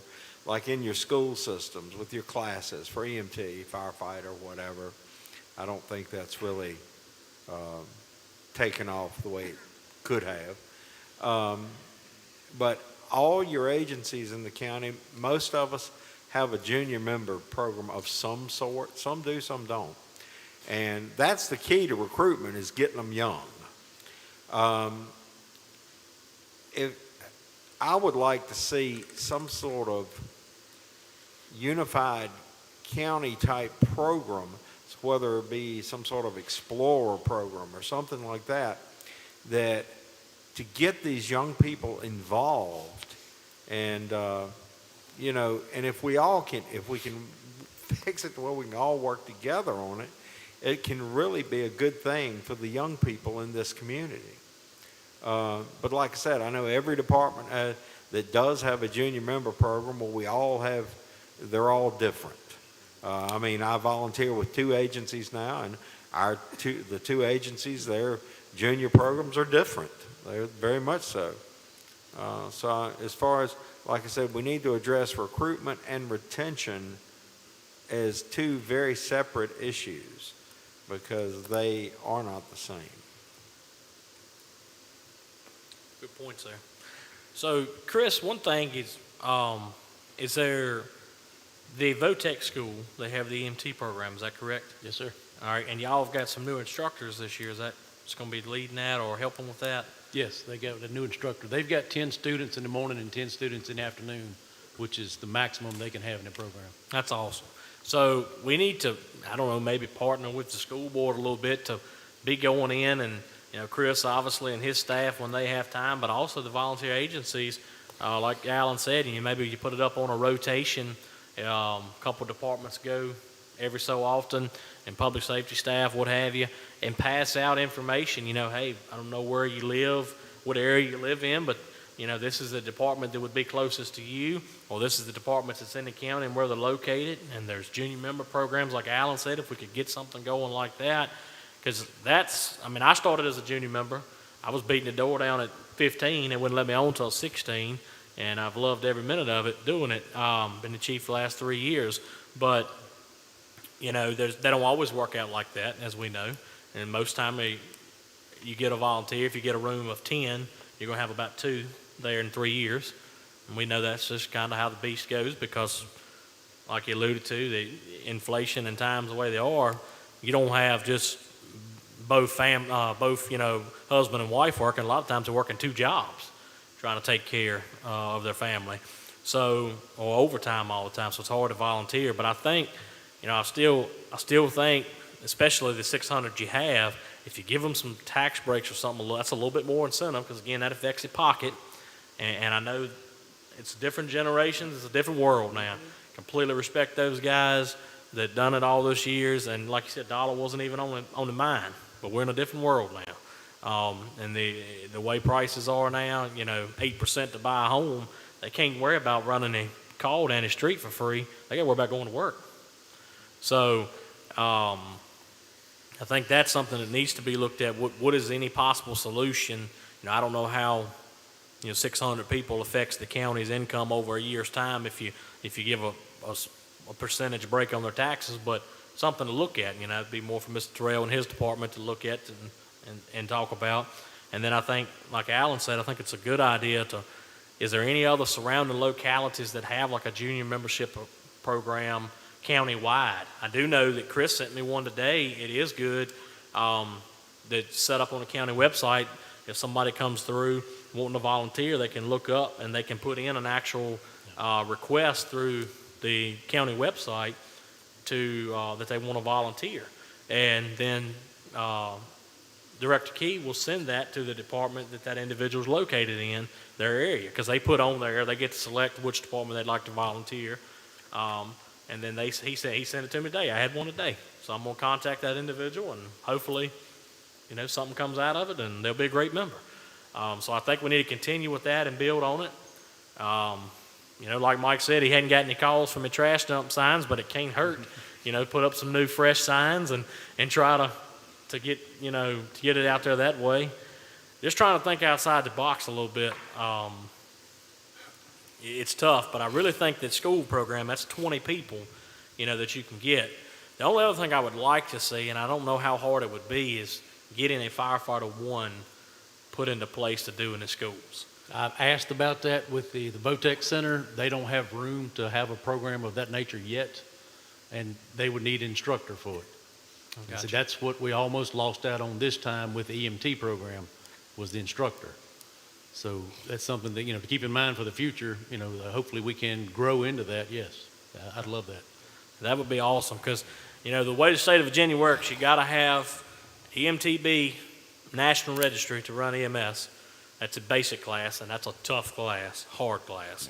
You got to have firefighter 1, 160 some hours, tough class, to go in a burning structure, and you got to have hazmat operations to be certified to get your certificate, which is a separate complete class from firefighter 1's 40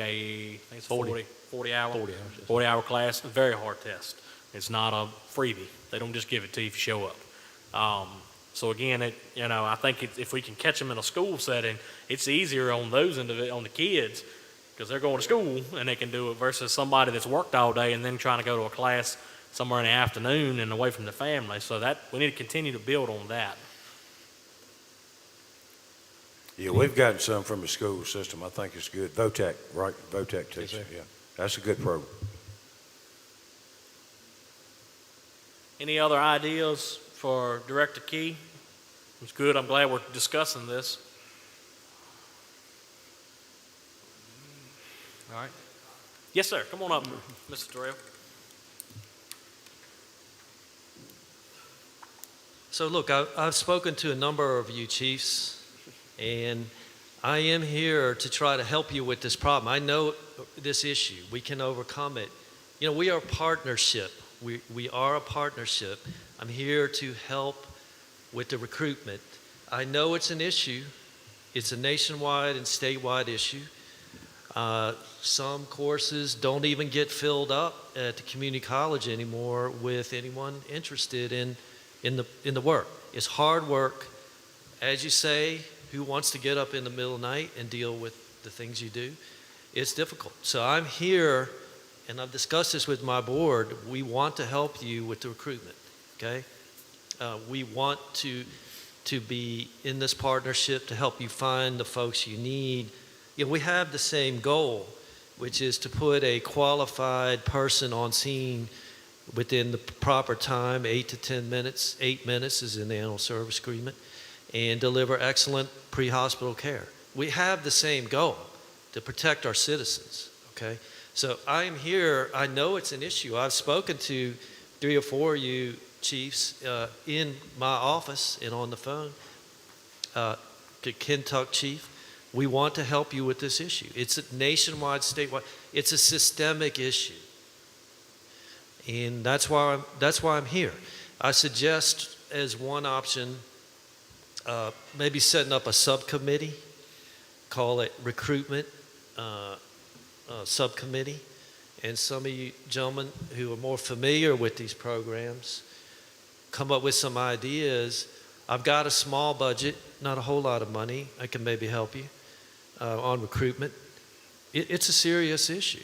I think possibly a subcommittee coming up with some ideas, junior programs, incentives, social media, ways to attract young people into the system from high school, community college, way to drum up interest. How about a subcommittee? I think it's a great idea. Thank you, sir. Anybody willing to serve on a subcommittee? Alan, I see you shaking your head. You willing to serve on it? Mr. Chairman, I will. Okay. We got Vice Chair Kermit King, Commissioner Casper. Let's get maybe one more and work with the director and Casey.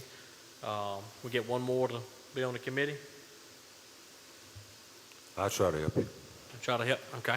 All right. So we'll put Chief Neal, Commissioner Casper, Vice Chair Kermit King, and then Chris and Casey, whoever he wants to bring to the party, if y'all would like to meet.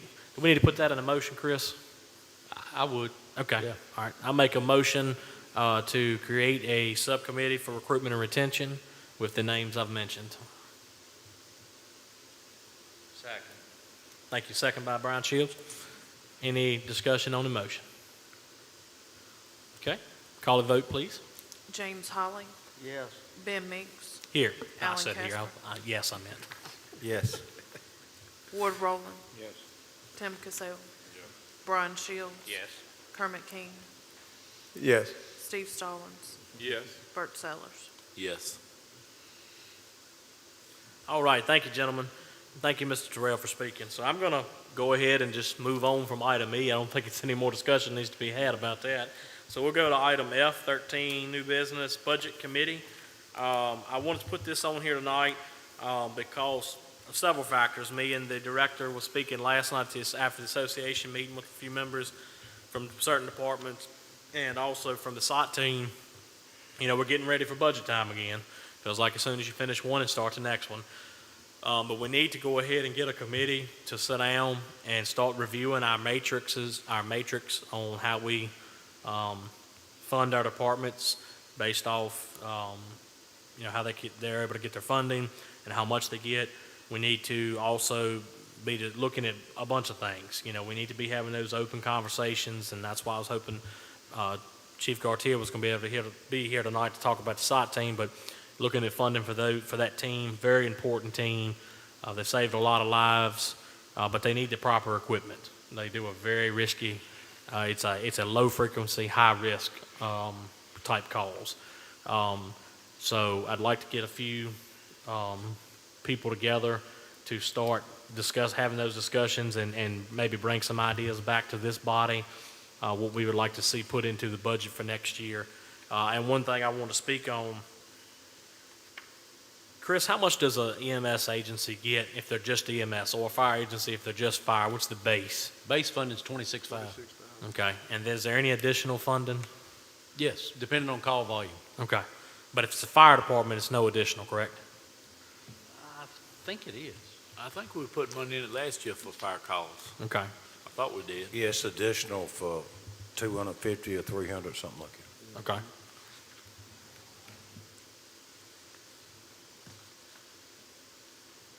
Because while he's flipping, because the only point I wanted to make was, and we say this every year, and I know the board and finance director and the county administrator can only give but so much, right? Money would make the world go round if we had unlimited amounts, but we really need to look at that. You know, Chief Neal was speaking about his father, that they were the first board that gave $10,000 to the departments. And what year was that, Mike? Probably late 70s. Okay, so we would be safe to say 40, going on 50 years ago, and we're at 26,000 base pay for a voluntary agency now. So $16,000 difference. Again, for your basic. Again, I think there's some additional funding, but that's my point. If you look how much inflation and prices have changed, that number didn't catch up well. Yeah, it's just fire also, because we didn't do really a lot of rescue then, but it's come along now. Yeah, base funding's $26,500. Between 50 and 100 calls get you an additional $4,000. 100 to 200 calls get you additional $12,000, and over 200 calls get you additional $17,000. Okay. And then on the EMS side, Calls from 500 to 900 get you an additional 23,000, and over 900 calls get you 27.5 added to the budget. So do I have any volunteers that would like to sit on a subcommittee to start the discussion process and bring that back to the commission for recommendations? Mr. Shields, would you be willing to?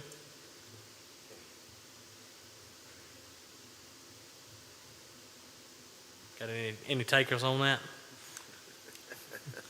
Don't everybody speak at once.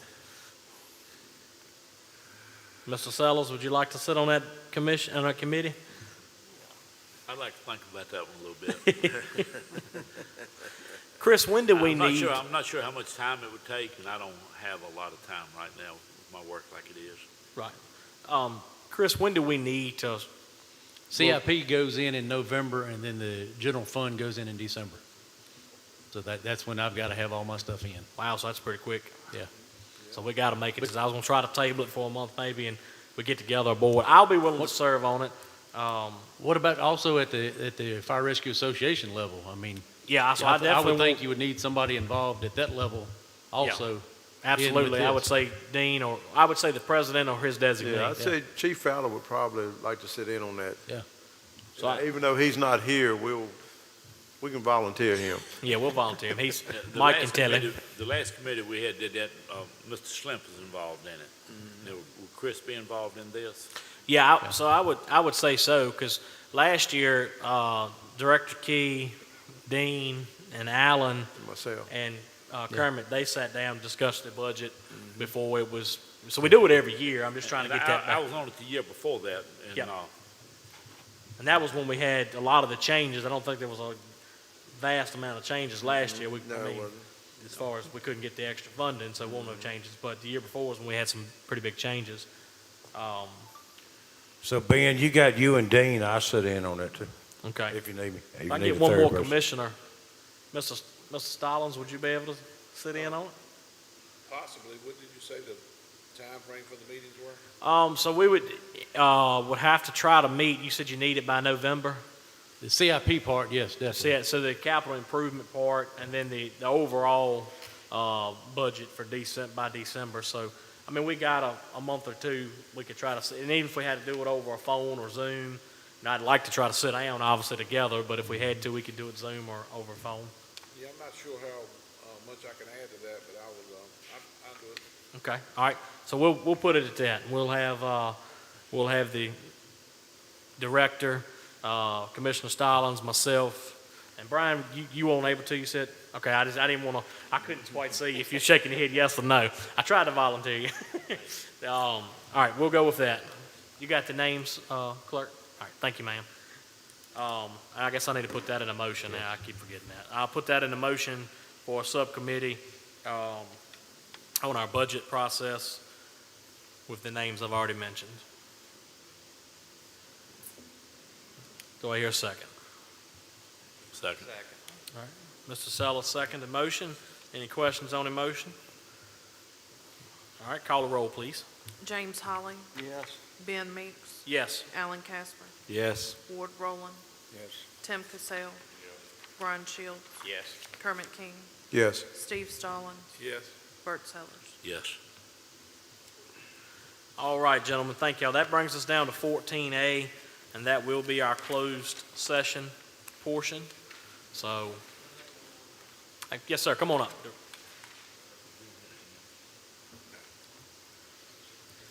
So I'm listening, and I want to add the following: on the complaint, I understand your concern about being informed, and it does make sense. And my board is interested in transparency and accountability. So that's I can't predict how they'll vote on that, but certainly that's what they're interested in, is accountability and transparency. But please keep in mind, it took us a while administratively to get all 23 agencies' annual service agreements in. I need to just let you know, if you want to go that route, it takes a while, a lot of administrative time to get it all in. So keep that in mind as you go forward. And also, I like the idea of setting up your own command system to deal with complaints, is my own professional opinion, that it works up through your chain of command as well, okay? Because all we're after is, transparency, accountability, that things are done correctly, okay? Mr. Okay? Terrell, if you or your board has any recommendations on how to least impact the service agreement to have to go through that process, because we obviously don't want to hold up any funding that these agencies deserve. I think this commission, at least myself, is completely fine with that. I just would, like you said, for transparency wise, I feel that it's important that that be added somewhere. If they want to add it next year, that's fine. Now, I know I'm kind of going back on what we've already passed on a motion, but my goal is so that the board gets transparency and we get transparency as well, to at least do our part. The reason we're put here, so we can do our part to help assist in any way if there's a complaint and give recommendations and feedback, because that is why they created the commission. So, Correct. So that Correct. whatever y'all work out, that'll be between y'all. Okay, so just think about the timing of that, and let us be clear. If you want to do it now, that's your prerogative. I'm just letting you know. It took us a while to get all this together and redo it again, so I think as a professional administrator, I need to let you know that does take time. I know my board is interested in accountability, and I understand what your concern is, but just think about that if you want to forward that on, okay? It does take time to get all this done, okay? I just feel like I need to tell you that. I appreciate that. Okay. All right, that brings us down to 14A. This will be closed session. I think Chris is going to read us into closed session. Yeah, the Virginia Code legally allows public bodies to enter closed session for the protection of the privacy of individuals in personnel matters not related to public business. Accordingly, the following closed session is proposed. Legal authority, Virginia Code, Section 2.2-3711A4. Subject matter is underperforming agencies. The purpose of discussion of call coverage below 75%. We will need a motion, a second, and approval to go into closed session. All right, do we have a motion to go into closed session? So moved. Do I have a second? Second. All right. Commissioner Casper and Commissioner Bertzellos, was a motion and a second. Any discussion? If not, call a roll, please. James Holly, Yes. Ben Meeks, Yes. Alan Casper, Yes. Ward Rowland, Yes. Tim Cassell, Brian Shields, Yes. Kermit King, Yes. Steve Stallings, Yes. Bert Sellers. Yes. All right, and I believe we're going to retire to the room to the side here, so if you guys would like to hang around, you can. We're going to go to the side room here to finish the meeting, and then we'll come back in here. And just so everyone knows, Chief Garcia is still trying to get here. So if he gets here when we come back, we'll let him talk, and if not, we'll get him next month. Thank y'all.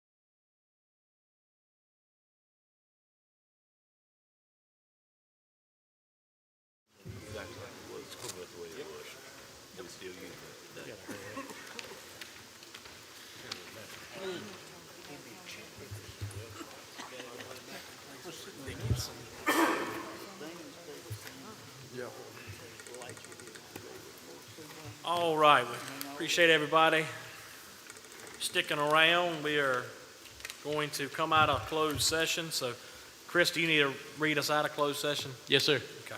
All right, be it resolved that at the meeting of the Pittsylvania County Fire and Rescue Commission on September 21st, 2023, the commission hereby certifies by recorded vote to the best of each commissioner's knowledge, only public business matters lawfully exempted from the open meeting requirements of Virginia Freedom of Information Act and identified in the motion authorized the closed meeting were heard, discussed, or considered in the closed meeting.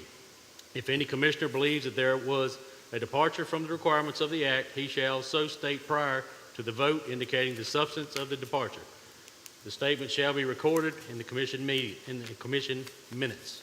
We will need a motion and a second with approval. All right, do I have a motion to approve us to come out of closed session? So moved. All right, do I have a second? Second. All right, got a motion by Bert Sella, second by Kermit King. Any discussion? If not, call the roll, please. James Holly, Yes. Ben Meeks, Yes. Alan Casper, Yes. Ward Rowland, Yes. Tim Cassell, Brian Shields, Yes. Kermit King, Yes. Steve Stallings, Yes. Bert Sellers. Yes. All right, thank you, gentlemen.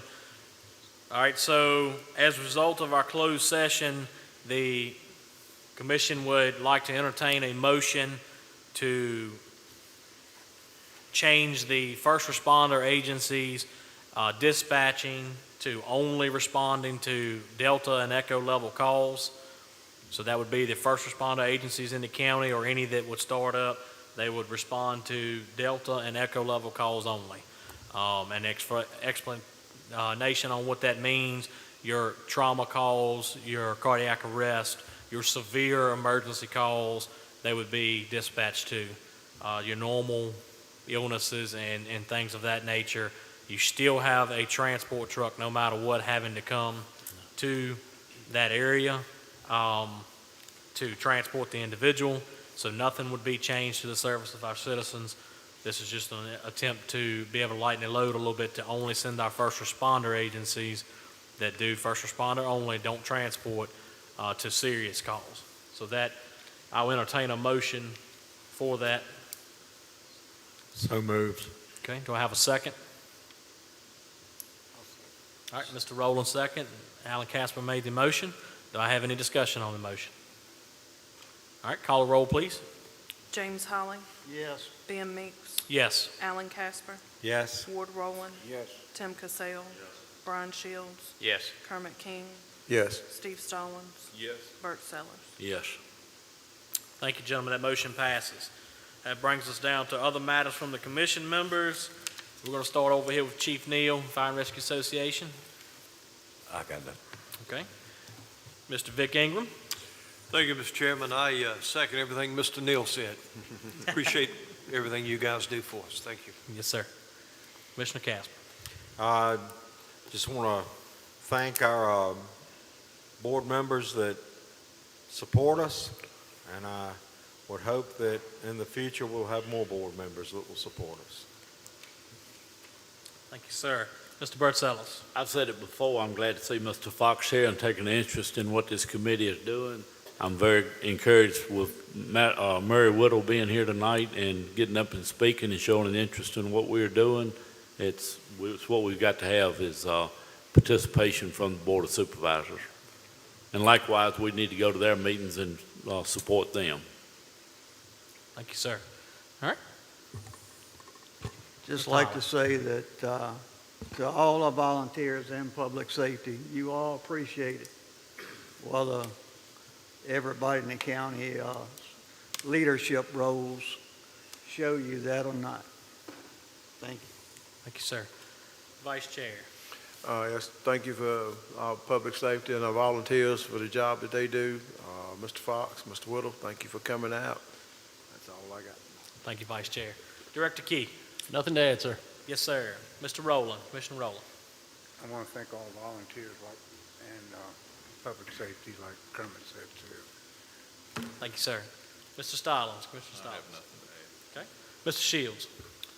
Mr. Chairman, I'd like to thank your commission for the work that they do, but I always usually try to thank the volunteers for answering the calls each and every day. Our county is a better place because of them.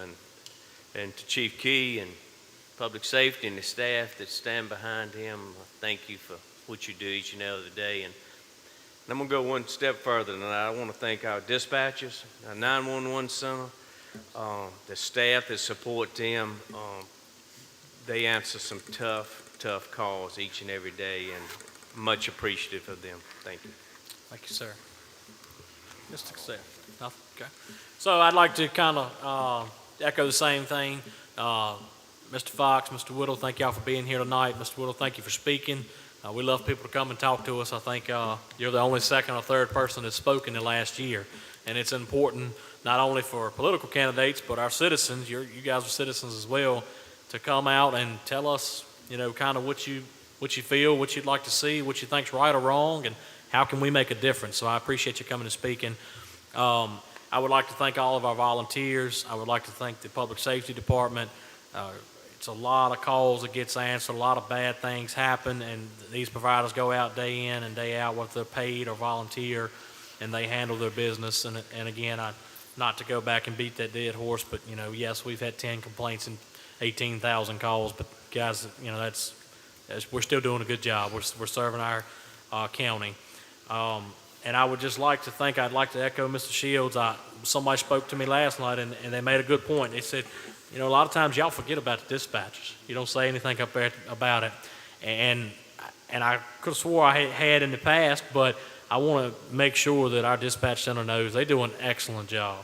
Those guys and girls, they're the first line of defense. They are our lifeline. When we're out there, whether we've got a combative patient or we're in a house fire or whatever, they're the first line of defense. They're getting us the resources we need. They're getting helicopters for the patients, so they're also the first line of defense for the citizens. And then they hear the horror stories because they take it over the phone. They're the initial, for the traumatic calls that come through. And they also, to take that further, they give CPR instructions and do things that are life-saving measures without actually laying hands on the patient. They are still doing life-saving measures. So I'd like to apologize to them if I have left them out, or this commission has. I think we all share in the same there, that we appreciate our dispatch center, our volunteers, and our public safety staff. And that's all I have to say. Good meeting tonight, guys, and the meeting is adjourned.